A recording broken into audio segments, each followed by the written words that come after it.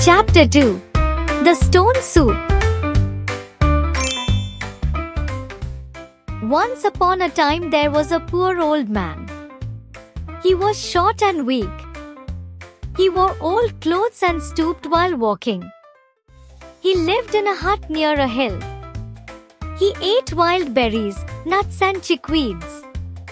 एक समय की बात है, एक गरीब बूढ़ा आदमी था। वह छोटा और कमजोर था। वह पुराने कपड़े पहनता था और चलते समय झुककर चलता था। वह पहाड़ी के पास एक झोपड़ी में रहता था। वह जंगली बेरी, मेवे और घास पात खाता था। One day, he wanted to have soup, but all he had was some water. I will collect some firewood from the jungle. I'll go to the village and ask people to give me some vegetables. Then I'll make some soup, the old man said to himself. The old man took out his black pot and put water in it, drip, drop, drip, drop. एक दिन उसे soup पीने की इच्छा हुई, लेकिन उसके पास सिर्फ पानी था। मैं जंगल से कुछ जलाऊ लकड़ी इकट्ठा करूंगा, गांव जाऊंगा और लोगों से कुछ सब्जियां मांगूंगा, फिर मैं सूप बनाऊंगा, बूढ़े ने खुद से कहा। बूढ़े आदमी ने अपना काला बर्तन निकाला और उसमें पानी डाला, टप टप टप टप। He walked to the jungle to collect some firewood. Chip chop chip chop. वह जंगल की ओर लकड़ी इकट्ठा करने चल पड़ा।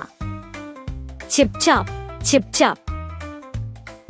He gathered some branches of firewood. He reached the village and asked people for some vegetables. But everyone refused.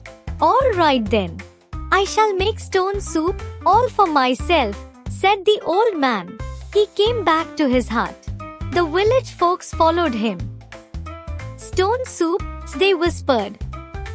The old man lit a fire and put the pot on it. Soon the water started boiling. He picked up a gleaming black stone and put it into the boiling water. He added some herbs. Then he sat aside, humming a song and waiting for the soup to get ready. A crowd of people gathered around his hut. उसने जलाऊ लकड़ी की कुछ शाखाएं इकट्ठा की।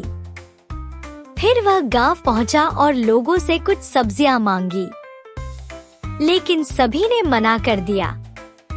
ठीक है, तब मैं अपने लिए पत्थर का सूप बना लूंगा, बूढ़ा आदमी बोला। वह अपनी झोपड़ी में लौट आया। गांव वाले उसका पीछा करते हुए आए। पत्थर का सूप, वे फुसफुसाए। बूढ़े ने आग जलाई और बर्तन को उस पर रख दिया। जल्द ही पानी उबलने लगा। उसने एक चमकदार काला पत्थर उठाया और उसे उबलते पानी में डाल दिया। उसने कुछ जड़ी बूटियां भी डाली। फिर वह एक और बैठ गया, गाना गुनगुनाने लगा और सूप के पकने का इंतजार करने लगा। उसकी झोपड़ी के चारों ओर भीड़ जमा हो गई। They saw steam coming out of the black pot. Will you please share your soup with us? A child asked the old man. Of course, said the old man. All of you can have some soup if you bring something to add in it. The villagers agreed and went off to get something. One man came back with a cabbage, another with a pumpkin. लोगों ने बर्तन से उठती भाप देखी। क्या आप कृपया अपना सूप हमारे साथ साझा करेंगे? एक बच्चे ने बूढ़े से पूछा। बिल्कुल, बूढ़े ने कहा। आप सब सूप का आनंद ले सकते हैं, अगर आप इसमें कुछ डालने के लिए लाएं।